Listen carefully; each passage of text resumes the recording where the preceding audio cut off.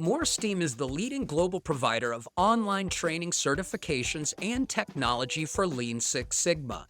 And soon, MoreSteam will be bringing you a new podcast, Quality Time with MoreSteam. I'm your host, Dan Swartout. Every other Tuesday, you can expect great conversations about topics you care about, continuous improvement, and operational excellence. The show will also feature interesting guests from the world of business. The guest on the first episode will be MoreSteam President Peg Pennington. In this clip, I asked Peg about using the tools for root cause analysis. Peg, how exactly? You mentioned peeling back the onion to get to the root cause. How do you exactly go about doing that? What is the process like for peeling back that onion to get to the answer? Really good question. You have to immediately, you kind of build a timeline out of what happened, but you do that with the team that was actually involved in that perhaps quality or incident, that failure. But as a leader, the most important thing you have to do is explain to them this is not about naming, shaming, and blaming people. This is about improving our process because you don't want to gather the team and they don't talk. They feel that, hey, if I really share what happened, that I made a mistake and I'm going to get blamed for that, then your process is never going to get better. So it's really important as a leader that you make people feel psychologically safe so that they can speak up. You have to really explain that so leaders can get into and understand, again, are we putting people in situations where it might be difficult for them to do the right thing, or they might be in a situation where they make a mistake. So it's really about having that team together and having that leader so that the team can share this happened and this happened. And I think in terms of that root cause analysis, we always talk about 5 why, asking why. But many times it's this and this happened. Mhm.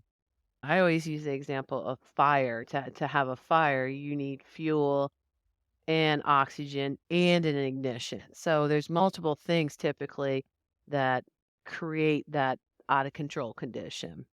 Quality Time with MoreSteam will also bring you interesting stories from the world of business.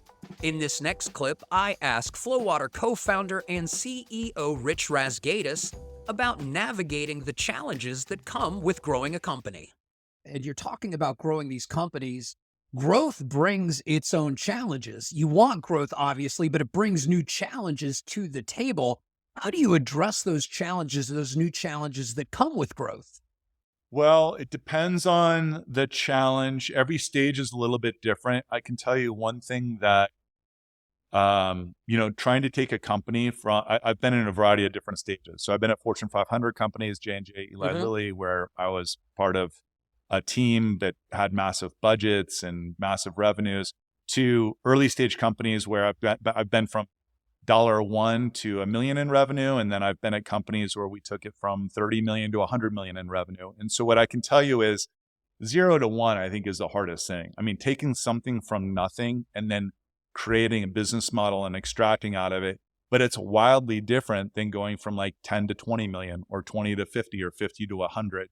And so I think one thing that really is helpful to addressing the various business challenges at various stages is to have a really honest internal audit at the end of every year where you try to start to break things that are possibly fundamental to what got you to the first million or the first 10 million, and look at ways that you may need to break it and do it differently. And it's really difficult. It's easy to say that. It's a hard thing to do. It's a hard thing to say, hey, we've been doing this for 5 years. It's gotten us to where we are, but maybe we should ditch this or considerably modify it and do something else, because the something else is what gets us to 20 million or 50 million. And it's hard to do that with projects and strategies and initiatives.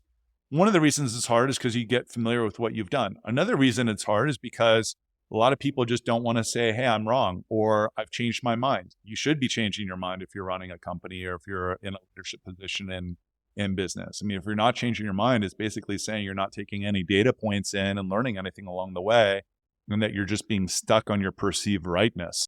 Continuous improvement, operational excellence, stories from the world of business.